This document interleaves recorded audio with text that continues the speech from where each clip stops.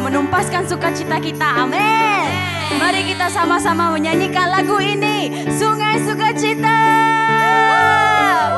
Haleluya. Sungai sukacitamu mengalir dalamku.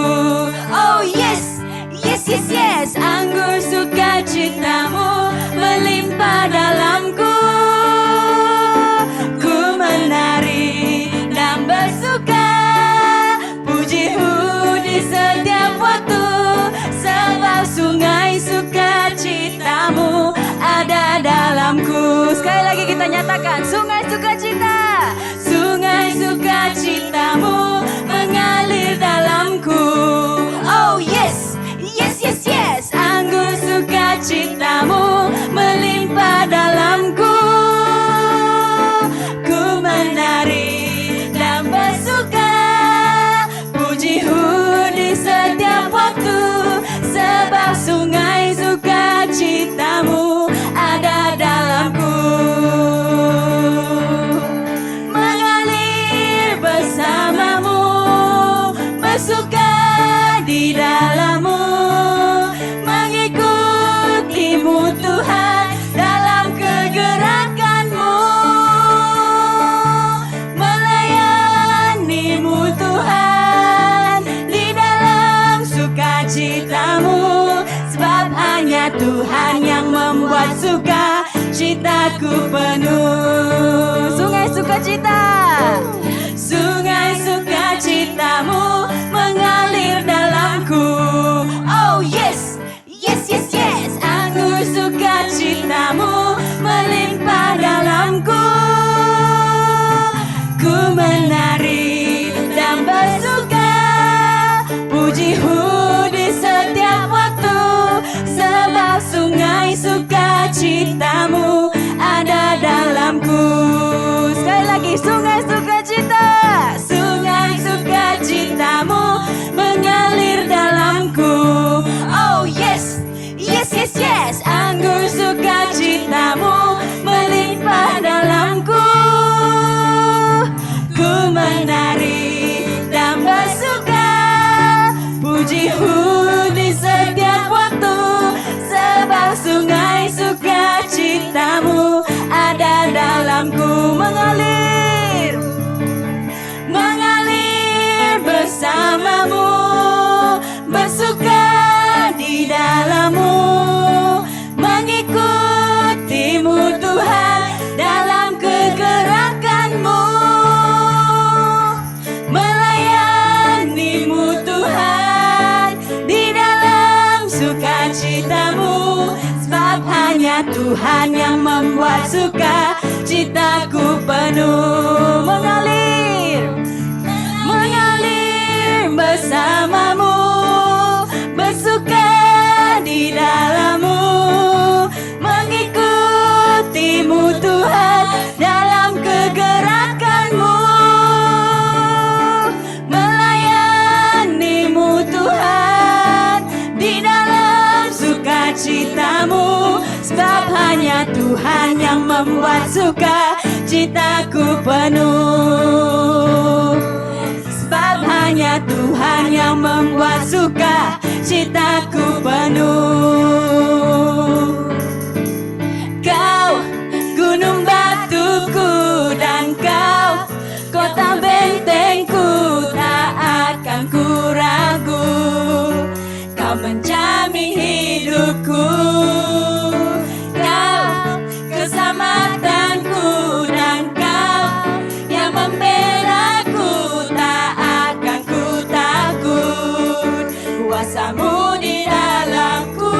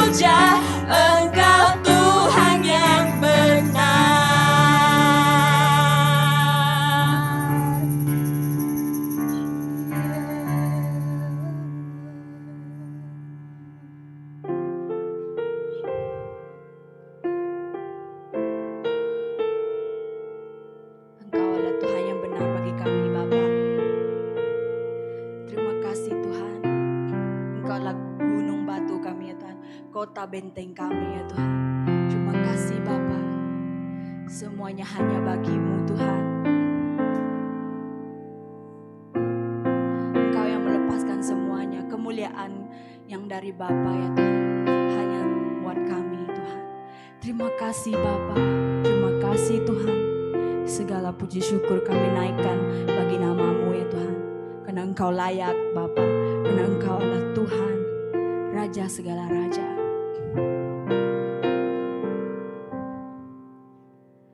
Kau melepaskan semua kemuliaan yang dari Bapa,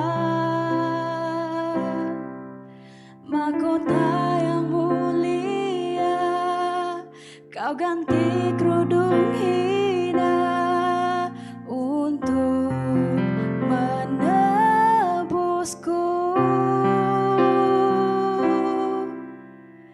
Tiada kasih seperti-Mu demi membela hidup kekalku. Darah-Mu membayarku agar jadi milik-Mu, membebaskan aku. Dengan apa akan ku balas kemurahan yang tiada batas? Sepatutnya segenap hidup bagi-Mu, semuanya, semuanya. Jalan hidupku ke depan hanya melayani-Mu Tuhan. Seharusnya tiada yang ku sisakan, segalanya, segalanya bagi kerajaan-Mu.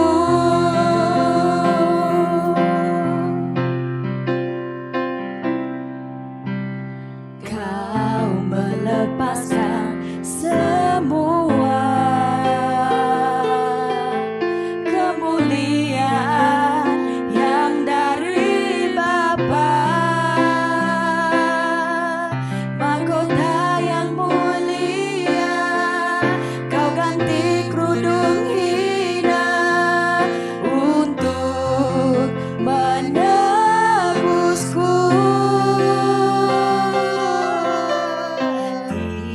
Tiada kasih seperti-Mu Yesus demi membela hidup kekalku.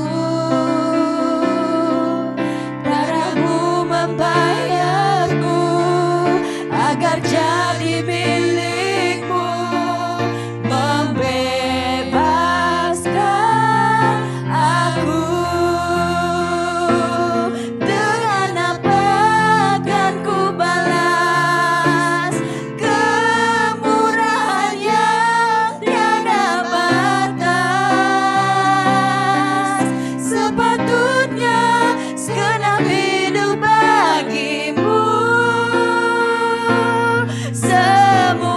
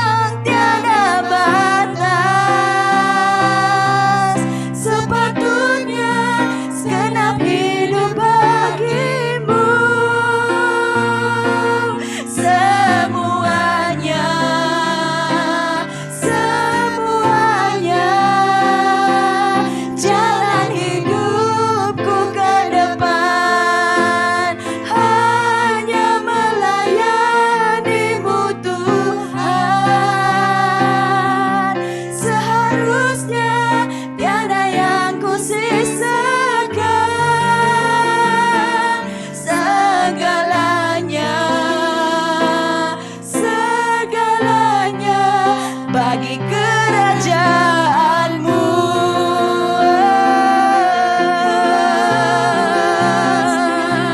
Semuanya bagimu Tuhan.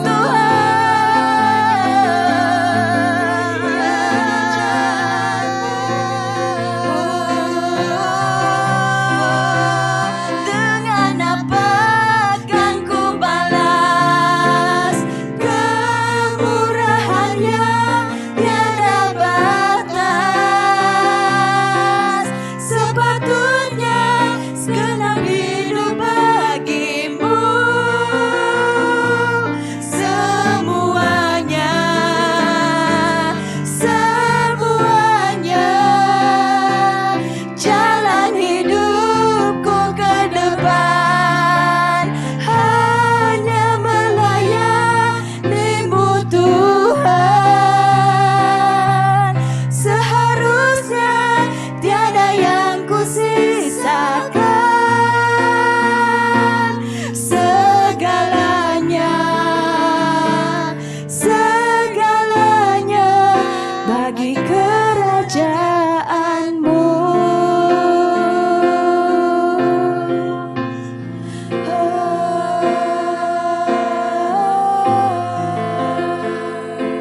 Segalanya,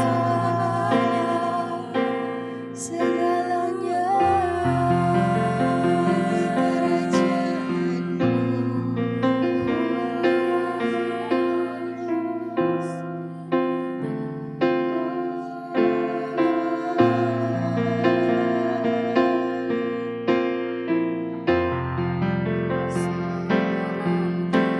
Terima kasih Bapa di syurga. Terima kasih yang kita ucapkan.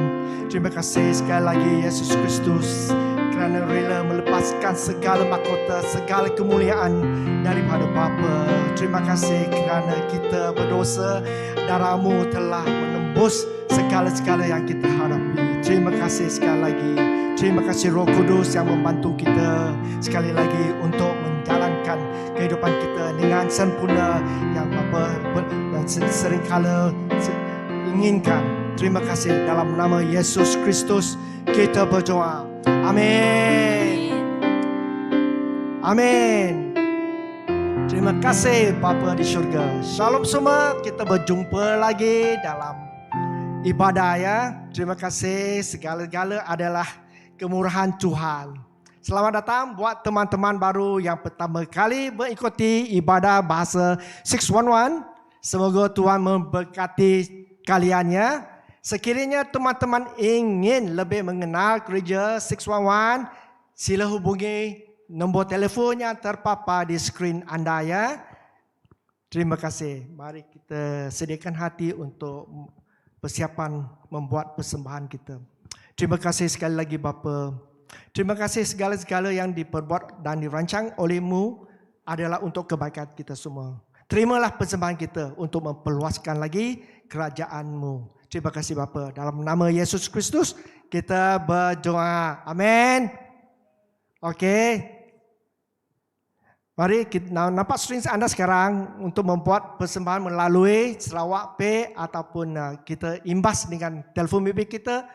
Ada QR code dan online transaction ya. Kita boleh buat ya. Boleh? Boleh ya semua. Itu untuk kebaikan kita dan untuk keharmonian kita ya. Terima kasih. Okey, jangan tunggu lama-lama lagi. Kita beri tepukan untuk Pastor Louis, kesayangan kita semua. Amin. Puji Tuhan, terima kasih. Saya disayangi semuanya. Terima kasih, yang penting kita semuanya disayangi oleh Bapa di surga. Amin. Terima kasih. Mari kita sama-sama berdoa. Terima kasih Bapa di surga karena Engkau sekali lagi memberi kami kesempatan bisa dapat datang ke hadapan-Mu, menerima firman-Mu. Kami juga dapat memuji nama-Mu. Melalui lagu pujian kami akan mengatakan isi hati kami, bagaimana kami bersyukur menjadi anak-Mu, bagaimana kami bersyukur pada masa ini Engkau tetap memberi kami kesehatan. Terima kasih Tuhan, sertai kami pada malam ini. Roh Kudus, Engkau datang di sini, Engkau bebas bekerja. Engkau urapi kami semuanya, sembunyikan hamba-Mu ini di sebalik salib-Mu. Terima kasih Tuhan, berkati kami semuanya. Dalam nama Yesus kami berdoa, yang percaya mengatakan bahwa Tuhan terus beserta kita pada malam ini, pada masa-masa kapanpun, dimanapun kita berada, Tuhan tetap menyertai kita, mengatakan amin. Oke, terima kasih. Jadi pada malam ini kita masih tidak lupa ya dari satu perkataan, yaitu ikat. Kita sudah terikat beberapa minggu. Bagaimana keadaan kita sewaktu kita terikat dengan kebesaran Bapa, kemurahan Bapa ya. Kita akan merasa kita lebih bebas, kita lebih bersukacita. Walaupun keadaan kita belum berubah, MCO masih belum berlalu, tetapi kita masih tetap ya dapat hidup bersukacita di depan Tuhan. Kita tidak tahu ya keadaan bulan depan bagaimana. Kita benar-benar tidak tahu apa yang akan terjadi. Tetapi hanya kita satu, pegang kuat, andalkan Tuhan. Ikat kuat dengan Tuhan. Percaya bahwa Tuhan tidak pernah meninggalkan kita. Percaya bahwa Bapa kita adalah Bapa yang baik. Jadi mari malam ini pada judul ibadah kita melihat ini khotbahnya adalah ikat bersama dengan murni dan sederhana. Bagaimana kita mempunyai hati yang murni, hati yang sederhana, pikiran yang sederhana.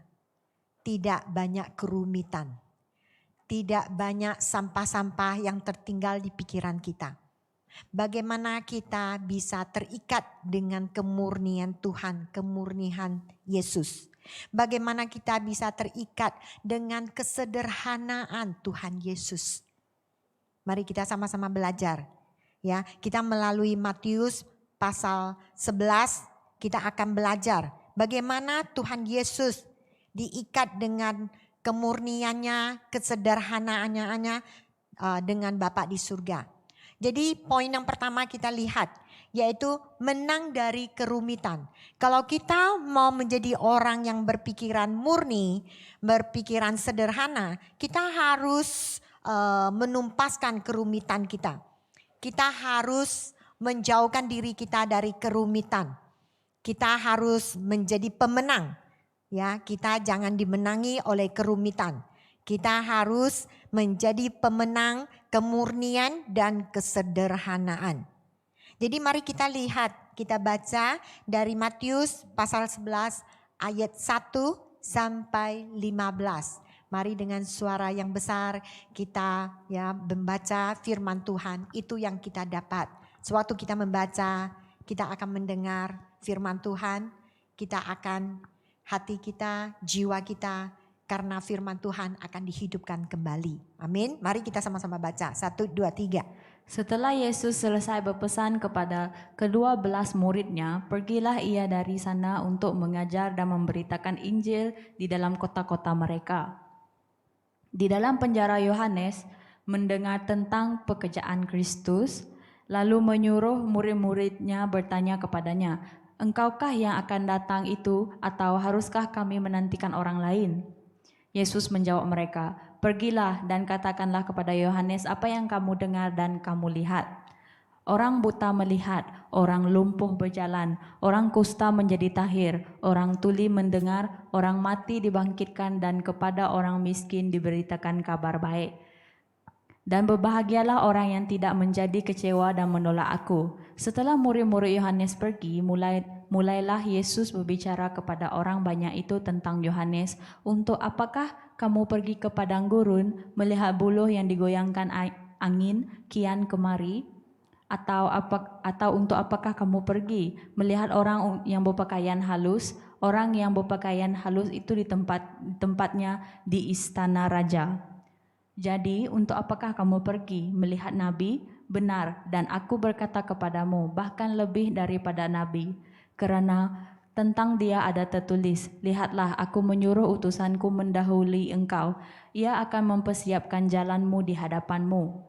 Aku berkata kepadamu, sesungguhnya di antara mereka yang dilahirkan oleh perempuan tidak pernah tampil seorang yang lebih besar daripada Yohanes Pembaptis.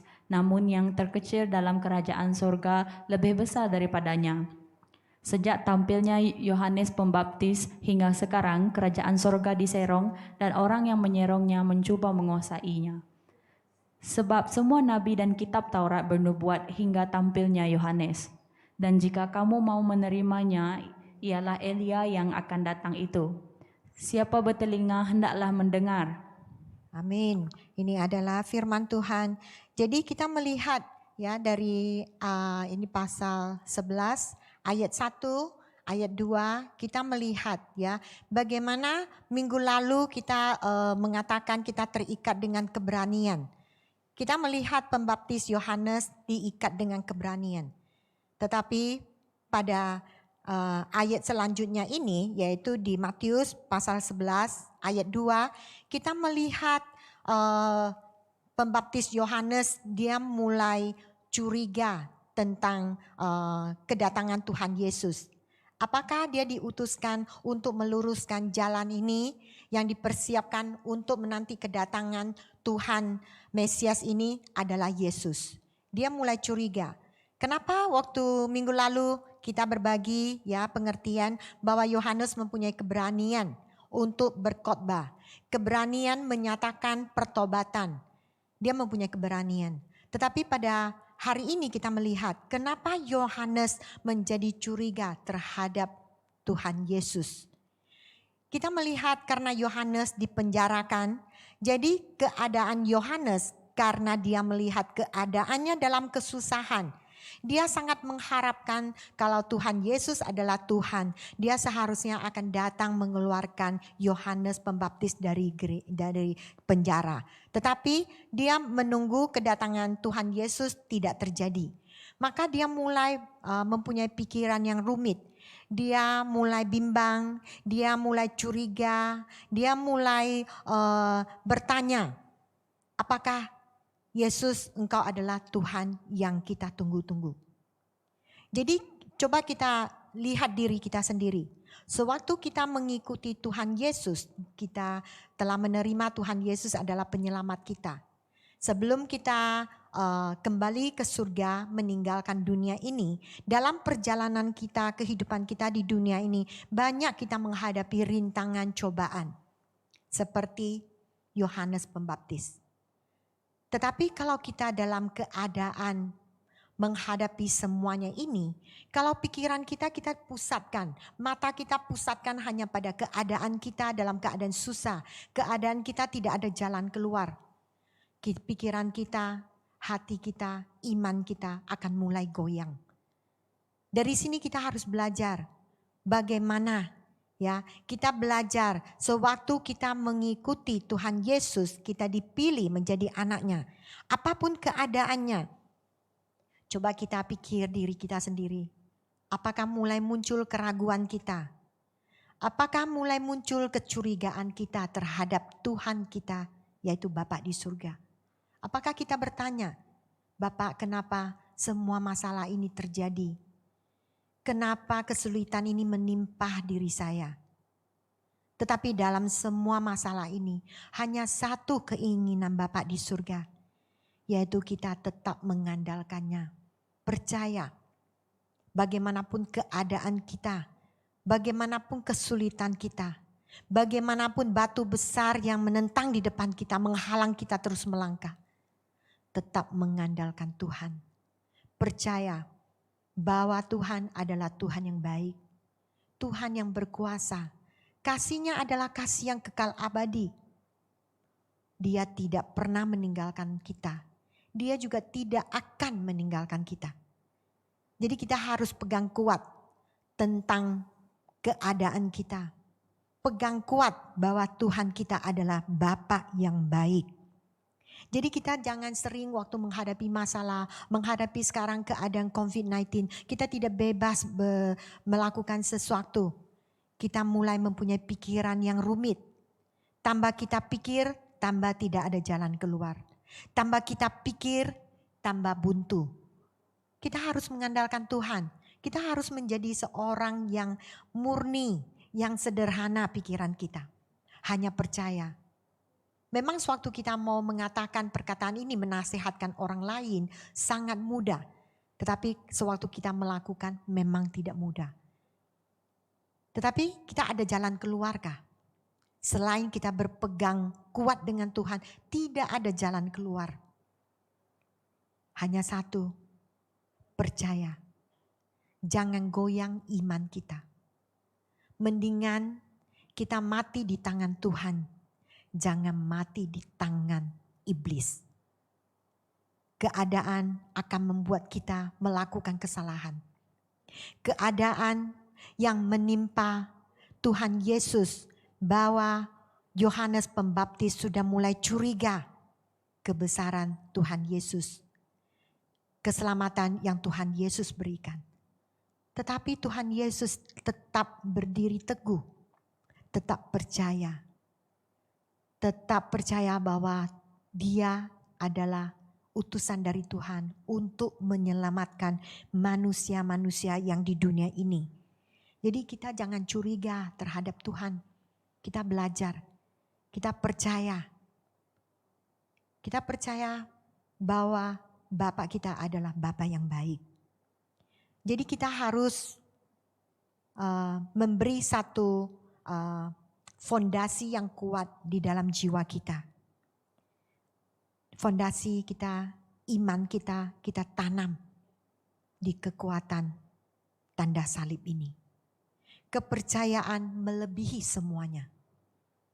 Kepercayaan antara sesama, kepercayaan antara kita dengan Bapa di surga itu sangat penting yang harus terus kita tumbuhkan. Jangan pada hari ini kita merasa kita menjadi pemenang. Jadi besok kita tidak perlu datang mengikat erat dengan Bapa di surga. Kita akan jadi lemah. Kita karena perlu kekuatan dari Tuhan. Kita perlu Roh Kudus yang membimbing kita.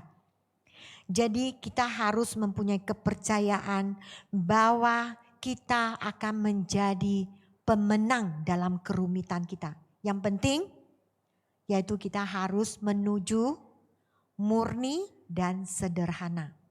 Sewaktu kita mempunyai pikiran yang sederhana, hati yang murni, kita akan melihat kekuatan Tuhan. Kita akan melihat kita hidup di dunia ini, walaupun keadaan belum berubah, tetapi kita ada harapan. Karena Tuhan kita adalah Tuhan yang membimbing jalan kita. Jadi kita melihat kenapa Pembaptis Yohanes mulai curiga dengan Tuhan Yesus karena keadaan, karena dia dipenjarakan. Jadi kita jangan sering melihat keadaan kita yang susah. Kita harus pusatkan pikiran kita. Kita melihat, coba kepala kita, mata kita lihat ke langit. Langit begitu besar, tidak ada ujungnya, tidak ada batasnya. Itu adalah kebesaran Tuhan. Tuhan yang menciptakan langit, alam semesta. Tidak ada kesulitan yang lebih besar dari kebesaran Tuhan. Jadi percaya. Di ayat ke-6 juga mengatakan, berbahagialah orang yang tidak menjadi kecewa dalam menghadapi keadaan yang susah. Kita kecewa karena menghadapi keadaan yang sulit. Karena kita menghadapi jalan buntu, kita kecewa. Kecewa pada keadaan, kecewa kepada sesama kita, kecewa kepada Tuhan. Tetapi firman ini mengatakan, berbahagialah orang yang tidak menjadi kecewa pada keadaan ini menghadapi penyakit COVID-19. Menghadapi ekonomi yang merosot. Menghadapi masalah, kerumitan, keuangan, kesehatan, kerukunan. Kita jangan kecewa, kita jangan menolak kebersamaan Tuhan. Jadi dari firman Tuhan di ayat 6 ini adalah satu yang memberi kita pengertian yang sangat berharga. Jangan kecewa. Kita harus tetap berdiri teguh, iman, kuatkan. Kita harus menerima bahwa Tuhan adalah Tuhan yang baik. Tuhan yang akan memberi bimbingan kepada kita. Amin. Jadi mari kita lihat. Dari poin ini kita melihat lagi ya. Tadi yang satu yaitu menang dari kerumitan. Kita jangan hidup dalam kerumitan, atasi keraguan dengan kepercayaan. Jadi kita harus percaya, kembali kepada kepercayaan. Bagaimana kita percaya pada kita mengalami mujizat, bagaimana kita percaya kebesaran Tuhan, kuasa Tuhan, kemuliaan Tuhan. Kita harus tetap berdiri pada posisi kepercayaan kita. Amin. Jadi mari kita lihat lagi ya di poin pertama. Tadi E, kita atasi keraguan dengan kepercayaan. Mari kita lihat B, atasi tekanan dengan pelancaran. Kita tahu kalau di rumah kita ya ada pipe pengaliran air, kalau tersumbat apa yang terjadi? Bau busuk, air tergenang di rumah kita, terjadi kebanjiran. Jadi coba kita tanya diri kita sendiri, apakah diri saya ini salurannya lancar? Apakah kita setiap hari kita masuk ke ini toilet ya? Kita kalau tidak setiap hari masuk ke toilet buang air besar itu biasanya tersumbat. Bagaimana keadaan tersumbat? Sangat susah. Perut kita mengembung ya. Jadi kita pasti hidup dalam ketidakselesaan. Jadi kita melihat dari kelancaran yang harus kita belajar. Bagaimana kita harus mengatasi tekanan. Bagaimana tekanan yang telah menekan kita sehingga kita hidup dalam tidak ada perasaan. Hidup sudah kebal ya. Mungkin kalau orang menceritakan tentang kesedihannya. Dia menghadapi masalah. Tetapi kita mendengar seperti tidak ada perasaan. Orang samping kita yang mendengar sudah menangis, air mata mengalir. Kita masih seperti tidak ada urusan dengan saya. Itu berarti perasaan kita tersumbat. Jadi yang tersumbat itu harus kita lancarkan. Kalau tidak, kita akan jadi kaku, kita jadi kebal, tidak ada perasaan. Ya, jadi mari kita baca ayat 16 dengan 17. Dengan apakah akan kuumpamakan angkatan ini? Mereka ini seumpama anak-anak yang duduk di pasar dan berseru kepada teman-temannya. Kami meniup seruling bagimu, tetapi kamu tidak menari. Kami menyanyikan kidung duka, tetapi kamu tidak berkabung. Jadi kita melihat dari dua ayat ini, orang bersukacita, bersukaria, dia tidak ada perasaan sama sekali. Itu berarti saluran perasaannya tersumbat. Coba kita bayangkan, kita lihat anak-anak kecil, baby ya, ataupun anak-anak yang baru 1-2 tahun. Mereka itu sangat bebas, mereka itu sangat murni, mereka sangat sederhana. Bagaimana? Kita melihat mereka mau menangis, ya menangis meraung-raung suara dengan keras. Coba kalau kita orang dewasa, kita mau menangis itu masih lihat kiri kanan. Ada orang lihat kah?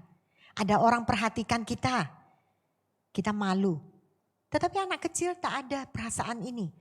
Mereka bebas mengeluarkan keadaan isi dalamnya. Mau meraung, mau menangis, perut lapar, ya mungkin sudah kencing kain popoknya, ya celananya sudah basah, perlu diganti. Dengan bebas, mereka tidak ada merasa malu. Jadi kita harus belajar seperti baby, seperti anak kecil. Kalau kita banyak tekanan, kita harus belajar mengeluarkan perasaan tekanan kita. Jangan kita simpan di dalam. Jangan kita merasa saya oke. Saya simpan di dalam hati saya akan keluar dari kedukaan ini. Tidak mungkin. Kita harus tahu bagaimana mengeluarkan kesusahan kita, tekanan kita. Mungkin pada hari ini ya ada seorang teman yang mengatakan satu perkataan yang menyakitkan hati kamu. Kamu harus berani mengatakan dengan teman kamu.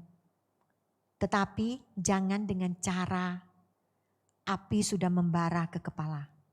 Kita harus dengan lemah lembut mengatakan perasaan kita.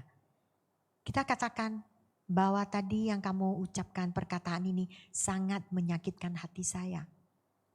Kita boleh mengeluarkan isi hati kita, perasaan kita. Tidak ada yang salah. Perasaan itu tidak ada salahnya. kita boleh mengeluarkan, itu membantu kita untuk pelancaran. Jangan kita tersumbat. Tekanan lama-lama salurannya itu akan tersumbat. Perasaan akan tersumbat. Kebahagiaan kita akan tersumbat. Kemurnian kita akan tersumbat. Kesederhanaan kita akan tersumbat. Jadi kita belajar ya, atasi tekanan dengan pelancaran. Amin. Berusaha. Oke, C. Atasi kesombongan dengan kerendahan hati. Mari kita baca di ayat 18 sampai 24. Karena Yohanes datang, ia tidak makan dan tidak minum. Dan mereka berkata, ia kerasukan setan. Kemudian anak manusia datang, ia makan dan minum. Dan mereka berkata, lihatlah, ia seorang pelahap dan peminum, sahabat pemungut cukai dan orang berdosa. Tetapi hikmat Allah dibenarkan oleh perbuatannya. Lalu Yesus mulai mengecam kota-kota yang tidak bertobat. Sekalipun di situ ia paling banyak melakukan mujizat-mujizatnya.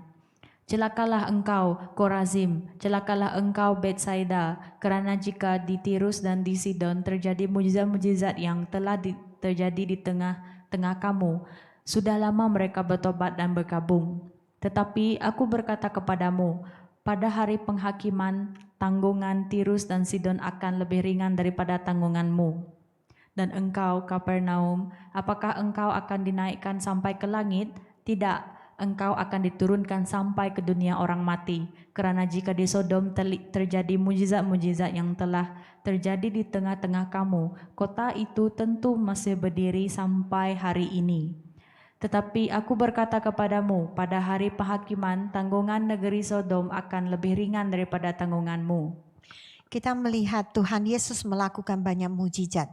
Tetapi orang-orang yang sombong, yang angkuh ini, mereka tidak percaya.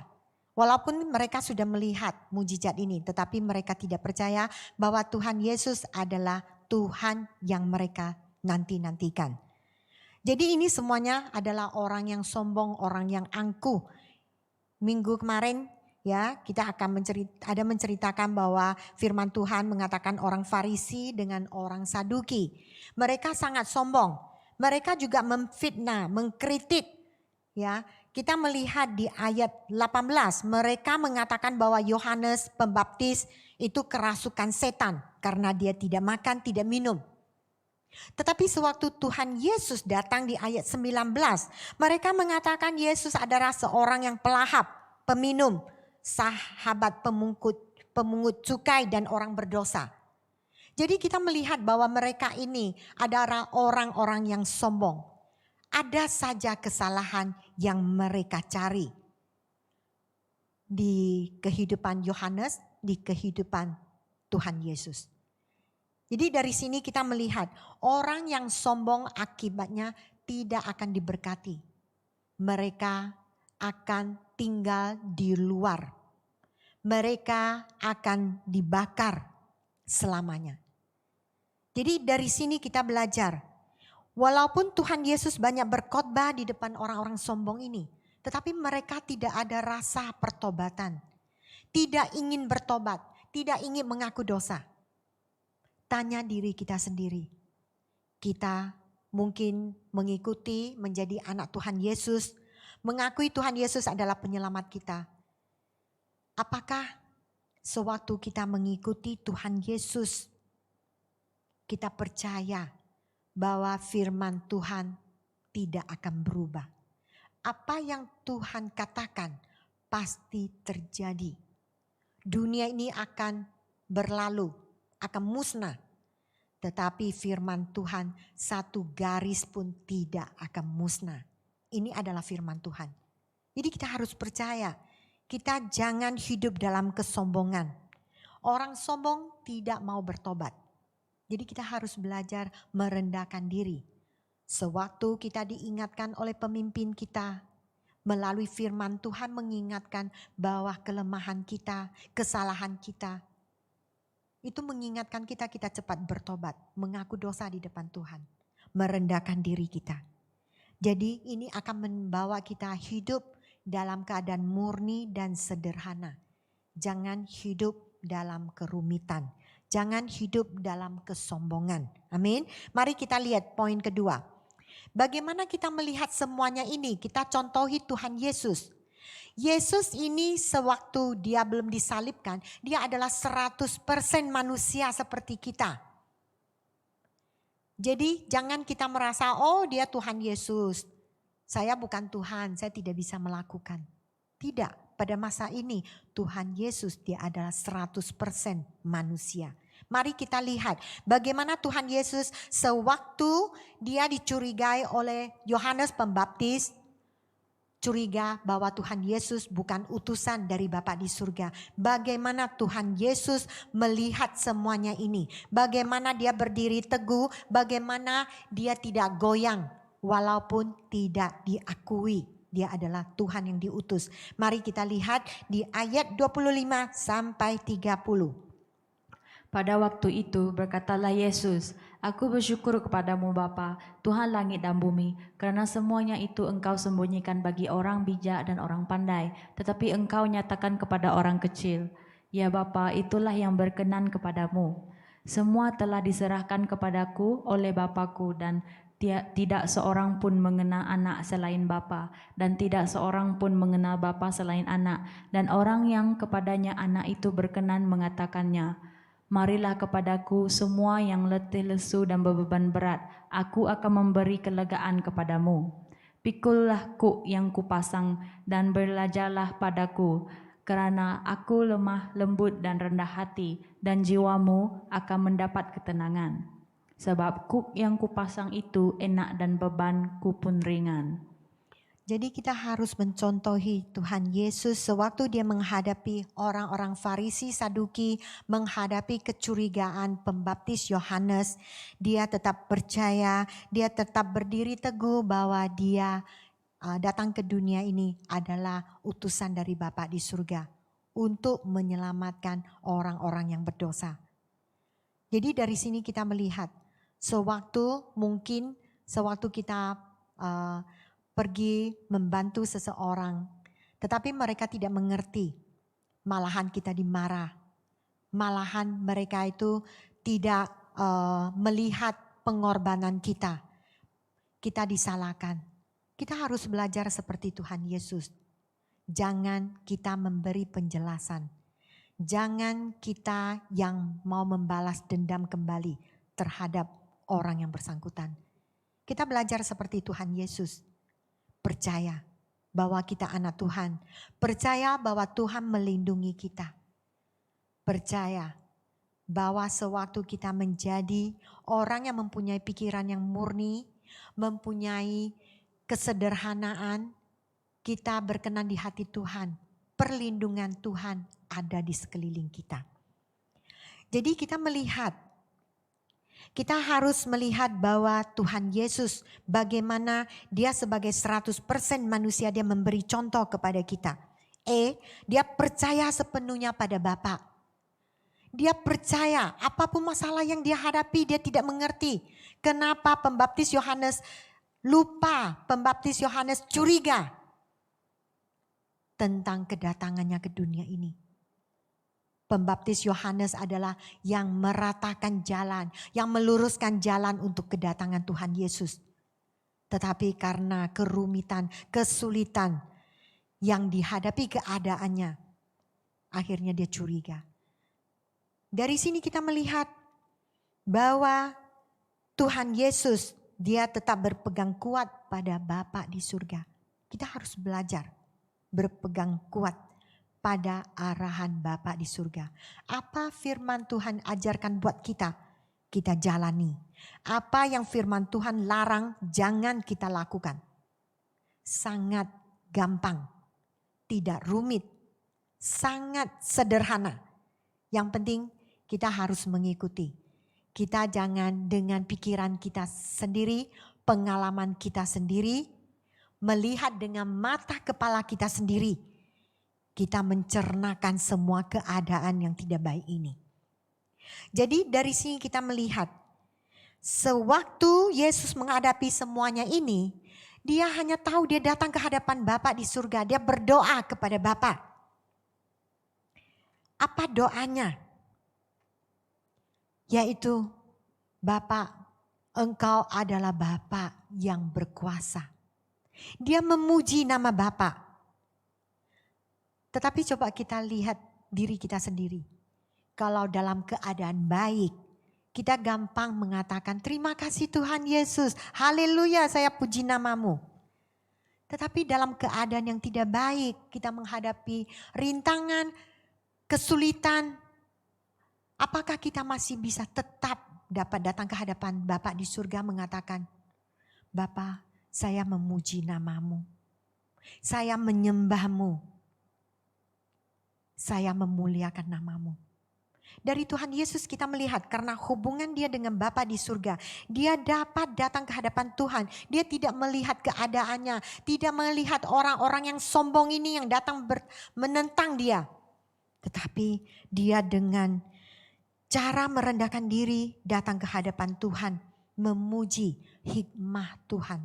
Memuji kebesaran Tuhan. Yesus dengan hati yang sederhana, dengan murni percaya bahwa Tuhan adalah Tuhan yang tetap berkuasa selamanya. Jadi orang yang rumit tidak akan mengerti. Tidak akan tahu bagaimana harus datang ke hadapan Tuhan. Menerima kekuatan dari Tuhan. Jadi kita harus belajar menjadi orang yang sederhana. Kita harus menjadi orang yang mempunyai hati yang murni. Percaya sepenuhnya niat baik Bapa. Ini adalah Tuhan Yesus memberi contoh kepada kita. Dia hanya melakukan kehendak Tuhan di surga, Bapa di surga. Apa yang Bapa suruh dia lakukan. Apa yang Bapa larang tidak dilakukannya. Kita juga harus belajar. Kalau kita bertentangan dengan ajaran Tuhan, sebenarnya kita akan menghadapi masalah. Kita akan menghadapi banyak-banyak batu yang menentang di depan kita, menghalang kita terus melangkah ke depan.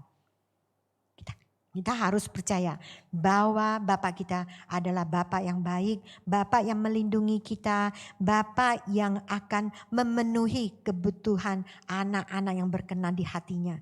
Jadi firman Tuhan mengatakan hanya anak yang mendengar arahan Bapa di surga. Jadi kalau kita sebagai anak Tuhan, kita harus belajar menjadi anak yang sebenarnya, anak yang sejati, bukan anak yang baik saja. Anak baik belum tentu akan menjadi anak yang sebenarnya. Anak baik belum tentu menjadi anak yang sejati. Jadi kita harus belajar menjadi anak yang sejati, tetap berpegang teguh bahwa Bapa kita adalah Bapa yang baik. Orang yang patuh menurut arahan Yesus baru dikenal oleh Bapa yang di surga. Jadi Tuhan Yesus datang memberitakan kebesaran Tuhan, Bapa di surga. Kita percaya, ikuti langkah Yesus. Yesus mempunyai hati yang murni, pikiran yang sederhana. Kita juga harus menuju jalan yang seperti dijalani oleh Tuhan Yesus. Jadi baru kita dikenal oleh Bapa di surga. Mari kita lihat percaya sepenuhnya bahwa semua dipercayakan kepadanya, yaitu kepada Yesus oleh Bapa di surga. Jadi kita harus percaya bahwa Tuhan Yesus adalah utusan Bapa di surga. Dia adalah anak tunggalnya Bapa di surga. Dia datang untuk menyelamatkan kita, yaitu orang-orang yang berdosa. Orang berdosa menuju kebinasaan. Orang berdosa akhirnya menghadapi kematian, penyiksaan, ke neraka. Tetapi karena Yesus kita diselamatkan. Jadi Yesus percaya apapun yang diperintahkan oleh Bapa di surga, dia lakukan. Dia dapat melakukan karena dia mempunyai pikiran yang sederhana, hati yang murni. Jadi kita harus belajar. Coba tepuk dada kita. Ya, saya mau belajar hati yang murni, pikiran yang sederhana. Sehingga kita akan menjadi anak yang berkenan di hadapan Bapa di surga. Jadi kita melihat di ayat 28 sampai 30, Tuhan Yesus memberi kita pengertian yang sangat berharga.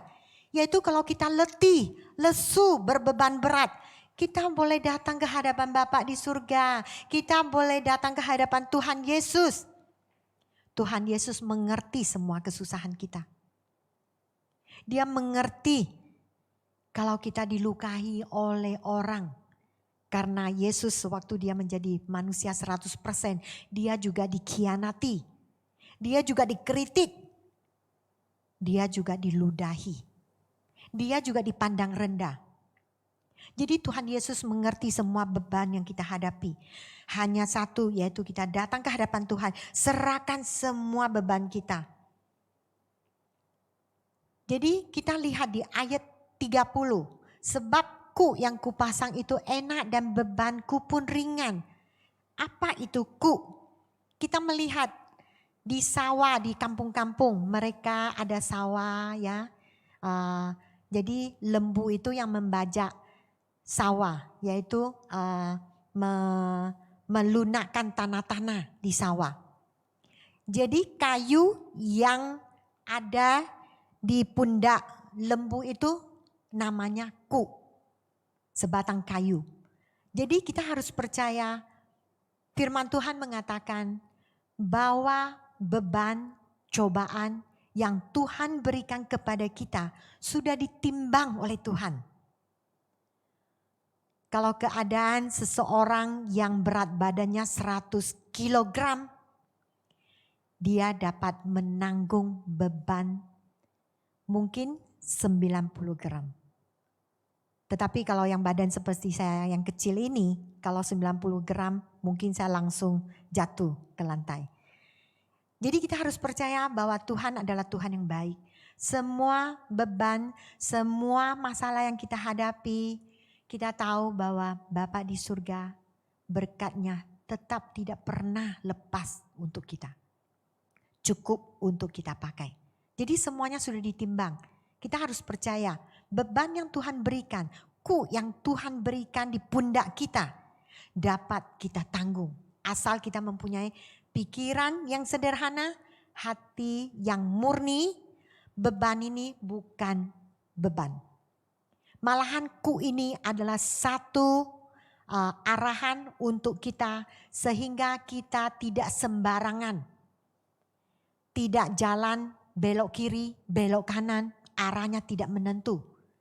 Malahan kita berjalan lurus menurut bimbingan Tuhan. Jadi kita melihat lembu ini di pundaknya ini ada ku. Makanya ku ini yang membawa dia lurus terus jalan ke depan. Kita harus percaya, ini firman Tuhan mengatakan sebab ku yang kupasang itu enak dan bebanku pun ringan. Kalau kita tidak mempunyai pikiran yang sederhana, hati yang murni, kita tidak akan mengerti firman Tuhan di ayat ini. Jadi kita harus belajar mempunyai pikiran yang sederhana, hati yang murni, mengikuti Tuhan Yesus. Walaupun keadaan kita sekarang belum berubah, masih MCO ataupun masih harus mentaati SOP, banyak perkara yang tidak dapat kita lakukan. Tidak ada kebebasan. Tetapi kita harus percaya bahwa ku ini adalah enak dan ringan yang Tuhan berikan untuk kita. Amin. Jadi kita harus belajar di ayat 29. Kita harus belajar lemah lembut, rendah hati. Ini akan didapati pada orang yang pure and simple. Murni dan sederhana. Baru mendapatkan pelajaran ini, baru kita akan menjadi anak yang berkenan di hati Tuhan. Amin. Jadi kita belajar. Kita harus terus ikat bersama dengan Bapa di surga, ikat bersama dengan Tuhan Yesus, ikat bersama dengan Roh Kudus, roh kekuatan, roh pengertian. Mari kita berdiri bersama, ya. Kita buka tangan kita. Terima. Kita mau mempunyai hati yang murni, pikiran yang sederhana. Kita memerlukan Roh Kudus yang datang menolong kita, membantu kita. Mari kita buka tangan kita. Kita berdoa kepada Bapa di surga. Bapa, kami mau mempunyai hati yang murni, pikiran yang sederhana, sehingga kami hidup dalam keadaan sekarang. Pikiran kami tidak mempunyai pikiran yang rumit. Kami hanya mempunyai pikiran yang sederhana, yaitu bahwa Bapa, Engkau tetap melindungi kami. Bahwa apa yang kami hadapi, kami pasti dapat menanggungnya. Karena kuk yang Engkau berikan di bahu kami adalah yang enak dan ringan. Mari kita sama-sama berdoa. Apapun keadaan sekarang yang kita hadapi, mungkin kesehatan, hubungan suami istri, hubungan sesama, pekerjaan, ekonomi, mungkin banyak yang kita hadapi.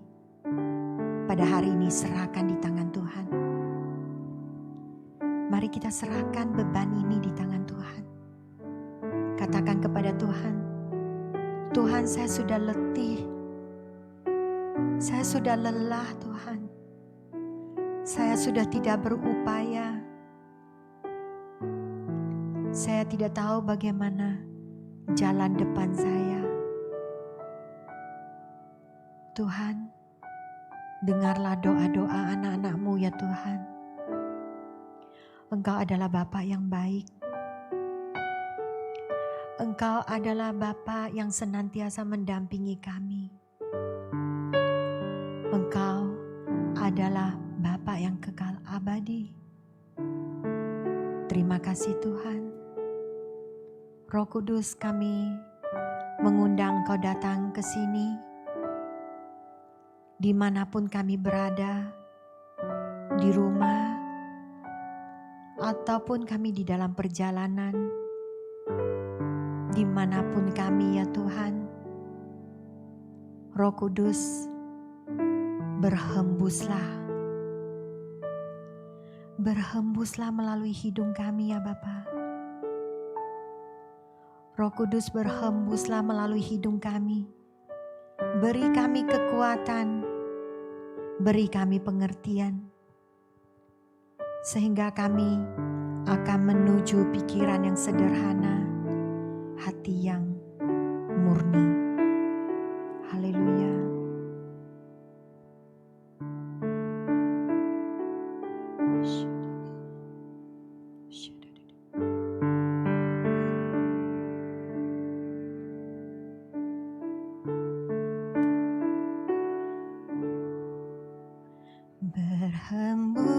Berhembuslah Roh Kudus di tempat ini.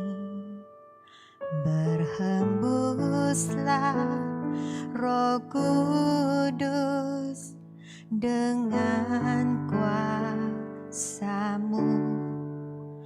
Pulihkanlah gereja-Mu di akhir zaman. Berhembuslah, berhembuslah sekarang.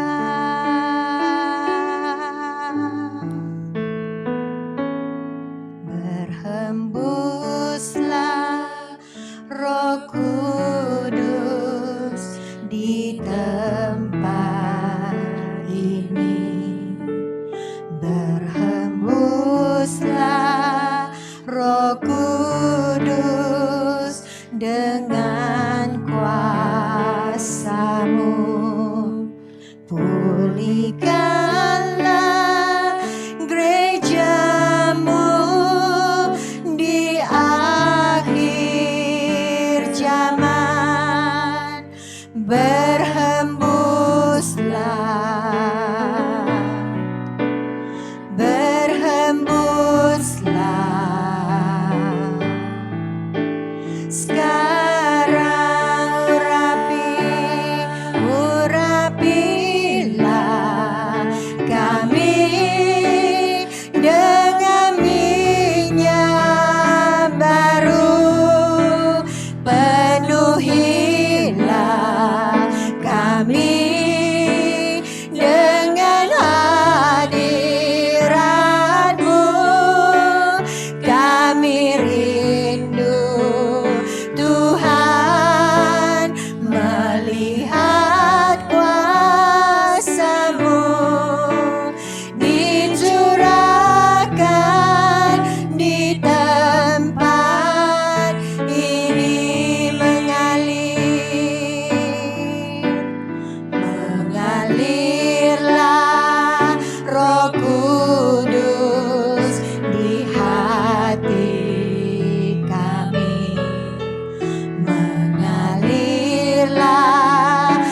Roh Kudus dengan kuasa-Mu.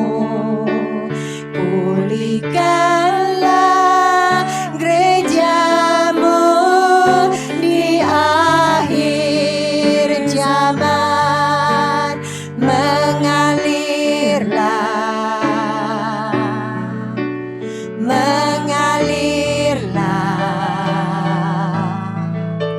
sekarang.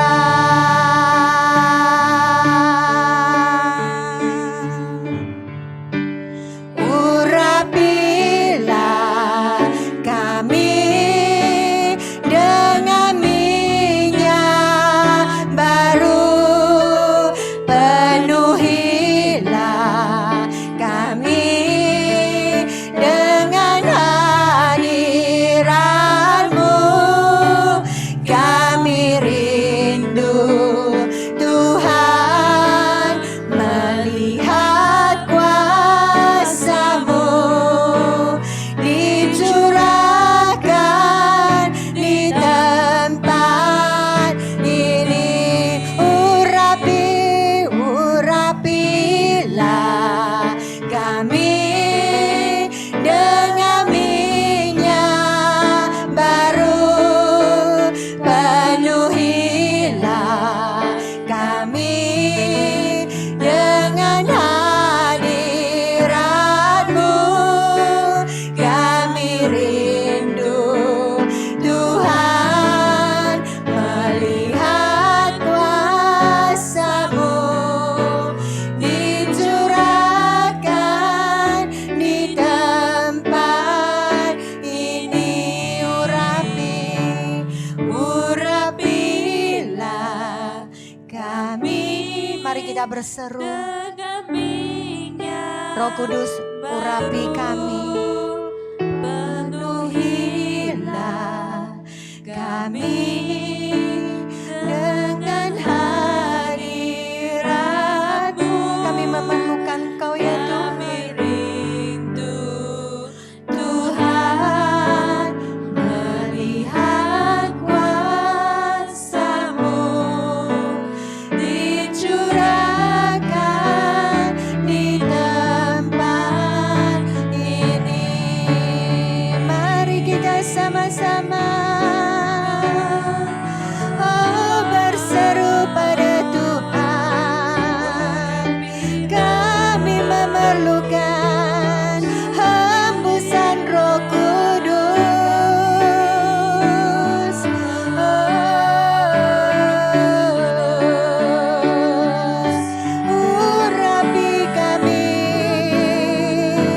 Urapi kami dengan minyak baru.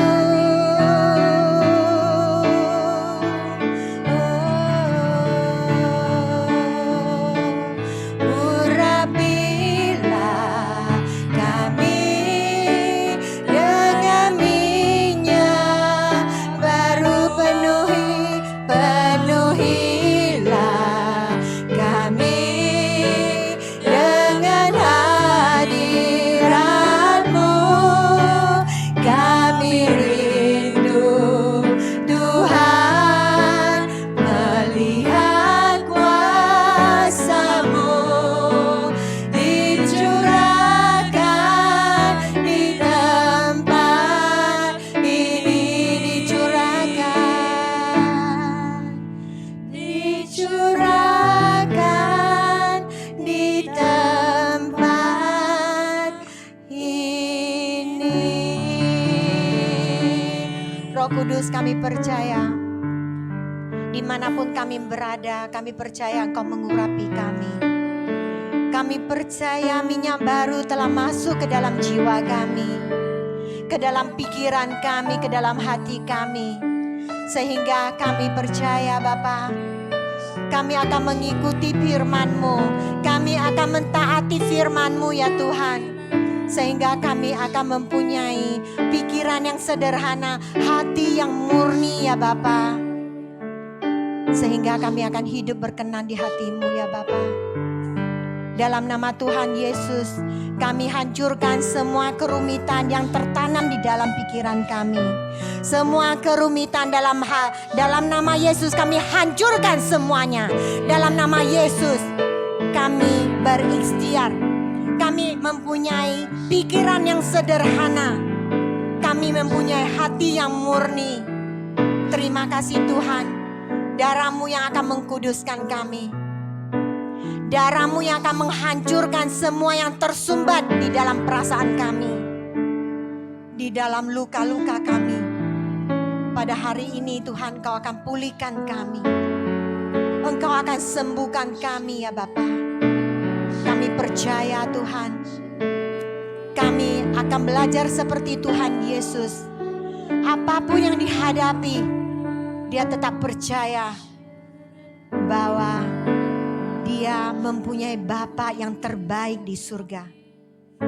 Dalam nama Yesus, kami juga mengatakan, apapun kesulitan yang mendatang menentang kami, kami mengatakan bahwa kami mempunyai Bapa yang baik di surga. Bapa yang mempunyai kekuatan, yang akan memelihara kami, akan melindungi kami. Kami juga percaya Bapa, ku yang ada di bahu kami adalah ringan ya Tuhan. Karena kami percaya ku ini adalah yang Engkau berikan kepada kami. Bukan kegelapan yang memberi kami beban ini ya Bapa. Terima kasih Bapa. Semua kemuliaan kami berikan, penghormatan yang tertinggi kami berikan buat nama-Mu ya Tuhan. Kami percaya pada masa ini kami dengan bersukacita, dengan 1000 rasa kami datang ke hadapan-Mu. Kami akan memuji nama-Mu. Engkau yang akan kami kagumi. Kami akan hidup di hadirat-Mu. Terima kasih Tuhan. Terima kasih semua janji-Mu yang Kau berikan kepada kami. Terima kasih Tuhan. Haleluya. Mari kita dengan lagu 1000 rasa kita belajar bagaimana dengan perasaan kita bersyukur, mempunyai sukacita, bergembira datang ke hadapan Tuhan.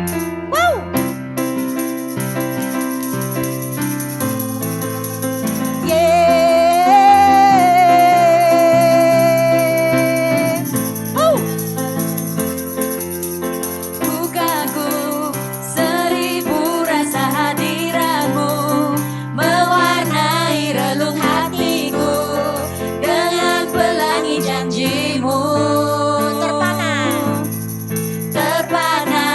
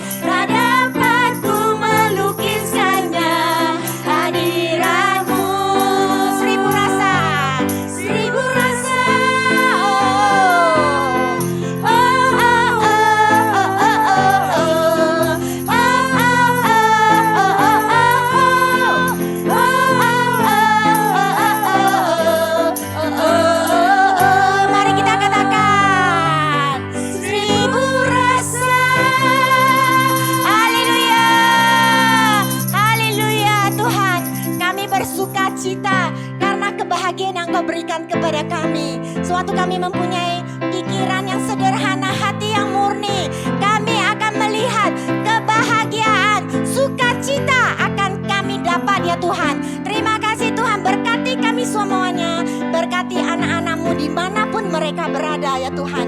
Berkati mereka, sukacitamu akan terus melindungi mereka sehingga kehidupan mereka akan tetap menjadi pemenang. Kemurnian, kesederhanaan akan terus mengikuti kami ya Tuhan. Terima kasih Tuhan. Haleluya. Kemuliaan kami berikan buat nama-Mu. Kami berdoa dalam nama Tuhan Yesus Kristus yang percaya